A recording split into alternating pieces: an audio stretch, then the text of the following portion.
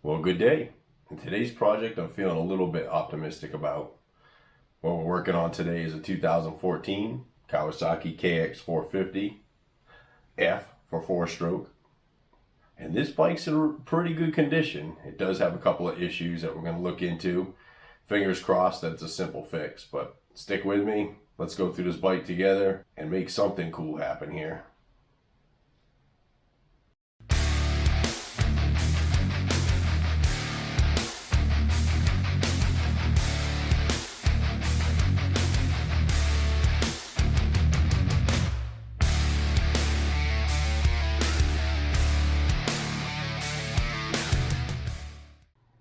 Well, today's story starts off with a gentleman who no longer rides the bike.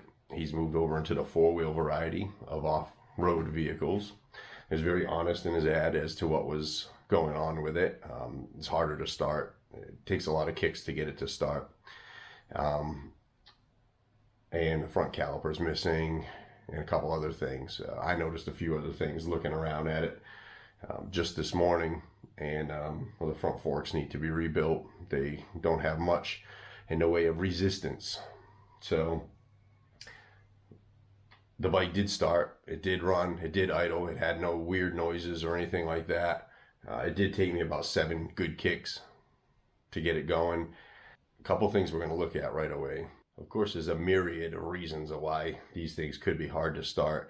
A lot of them are going to lean towards valves being out of adjustment, low compression, potentially due to worn piston rings or cylinder, intake or exhaust valves not sealing properly. One other thing I'm going to check on these fuel injected Kawasaki's, I'm going to go ahead and check the stator resistances. The fuel pump requires quite a bit of power to power it, and I've had these before doing the exact same thing where it will not start easily. Of course it'll pop start, but it will not start easily with a kick because one of the stator coils is open or there's no connection in between them, so it's not putting out any power. So there's not enough power to actually get the bike to start easily. I replaced the stator on it. It was a 2009, I believe, and she started 1 kick every time. So these are the things we're going to look at.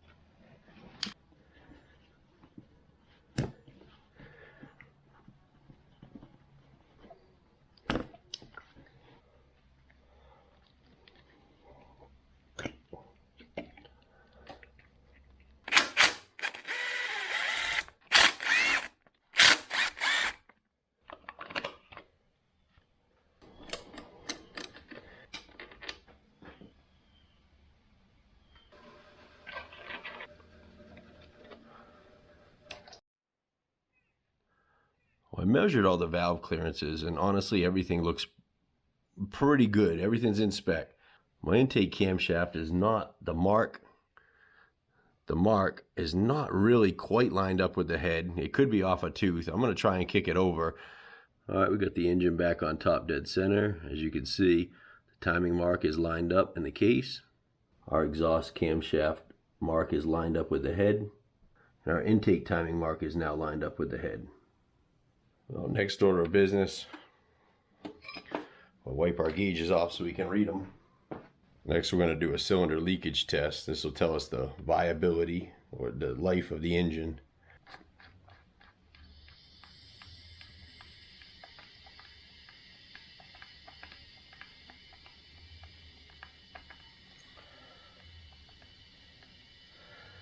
I'll take it right up to 90 psi. And it's my seal that goes. Yeah, this adapter is like too small. These both need like washers and it keeps blowing the O-ring out. Alright, let's just take it up slow.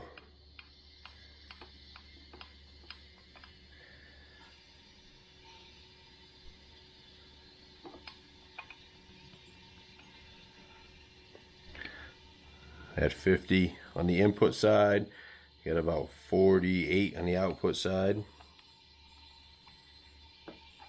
60, got about 56. About 70, we got about 67. So we'll take it up to 80 so we don't blow the O-ring out. And we're getting about 77 on the output side. So this engine's really good. There's no weird leaks through the cooling system, the exhaust, or the intake. So that's good news. Next step, we'll do a compression test. All right, let's give it a few kicks here. Wide open.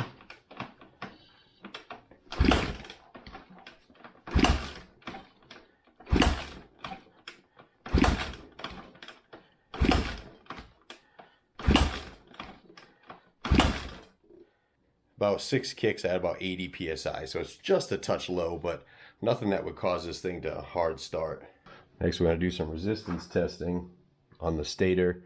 We want to do the stator side, and there's a couple of different checks we're going to do. Between the green and the white is going to be your crankshaft position sensor, and then the 3 yellows are your charging / power out coils. And when we test this, we're going to test resistance across these two, make sure that's in spec, and then we're going to test each one of these to ground to make sure that you don't have a ground or shorted out coil. And then we'll do the same thing with these. We'll test all of these to ground and then all of these against each other, against the spec, to make sure. Now, in the last KX I had that had the same problem, I had a connection between 2 of them, but there was no connection between the other one. So I had one leg that was bad and it caused this problem. So let's test across the white and the green. I want to really be careful you don't bend these pins in here. So I've got about 180 ohms. Specification is 180 to 280. So, and now we'll test both of these for resistance to ground, which I have nothing and nothing. So that is fine. So now the resistance on the stator coil windings is 0.4 to 1.1 ohms. So we got right around 0.5. Nothing to ground. We got about 0.4, which is low but still in spec.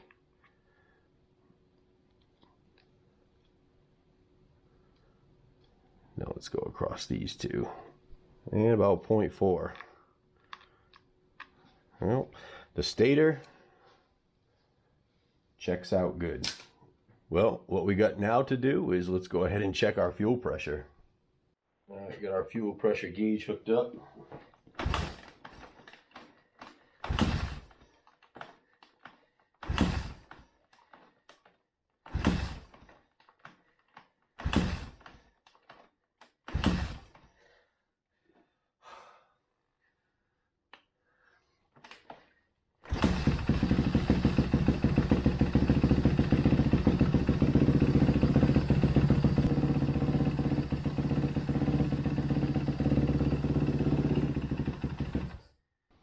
now that we got all the easy diagnostics out of the way, it's time to get to the more technical aspects of checking this thing out. And I think that's going to involve like looking at the spark plug and potentially replacing it. But seriously, all this other stuff checks out pretty good, minus being off one cam tooth. That's going to be a performance issue more than a starting issue. So what I want to do is I want to check out a couple of the sensors. I'm going to check the resistance of the fuel injector. We'll check the resistances of the gear shift switch. That could potentially cause problems. I'll do a quick check on the capacitor, but I think that's okay. And we'll check the coolant temperature sensor to make sure all these are in spec. If everything's in spec with that, then we'll have to move on to flow testing the injector and the pump, and obviously checking the injector to see how clean it is. So let's continue with this diagnostic.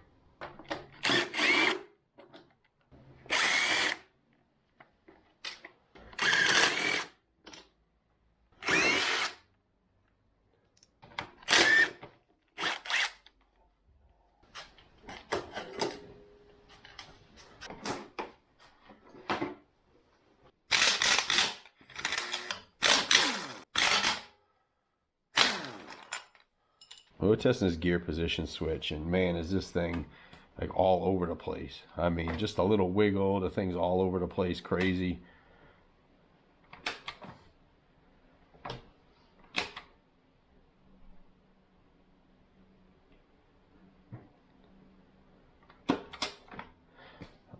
And honestly, the specs are nowhere near close to where they're supposed to be. Almost to the point where I feel like I've got the wrong specs. Neutral, 1.71 thousand ohms to 1.89 out of spec. First gear, 3,000 ohms to 3,320 ohms out of spec.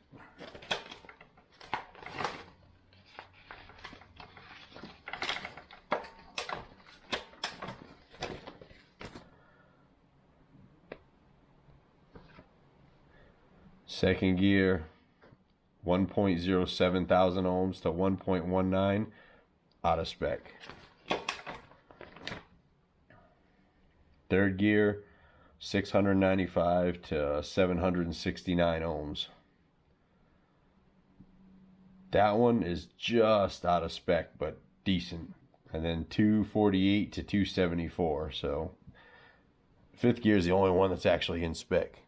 I just went to check the coolant temperature sensor resistance, and when I pulled the plug off, as you can see in there, one of those terminals is bent way over, not making any connection. That's definitely going to be an issue as well.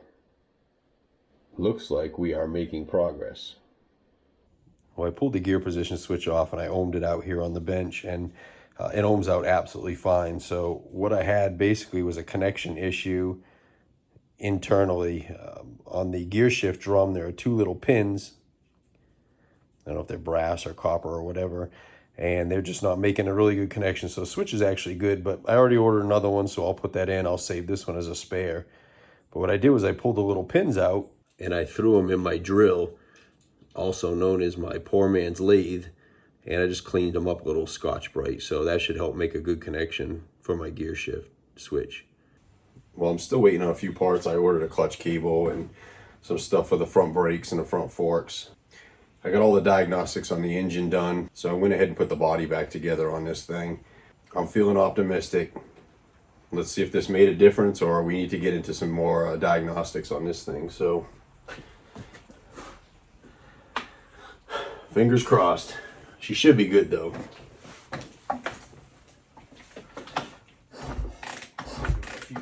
Kicks.